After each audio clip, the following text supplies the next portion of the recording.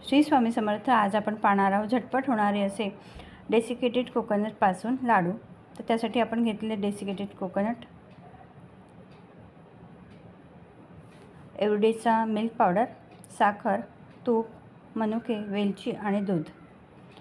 तर इथे पॅन आपण थोडा तापवून घेतला, त्यामध्ये तूप घातलं 2 ते 3 चमचे आणि खोबरं आपलं परतवून घेतलं. आपण खोबरं एवढंच परतवायचं की त्याचा रंग बदलता कामा नये आणि कच्चटपणा गेला पाहिजे.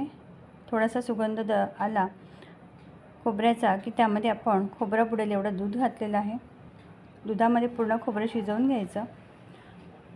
खोबऱ्याने दूध शोषून घेतलेलं आहे. आता त्यामध्ये आपण घातलेली साखर, तर साखर तुम्ही तुमच्या आवडीनुसार घाला. थोडंसं गार झालं की ते दुसऱ्या ताटात काढून आपण त्यामध्ये वेलची घालून असे सुंदर कोकोनटचे लाडू बनवू शकतो. तेही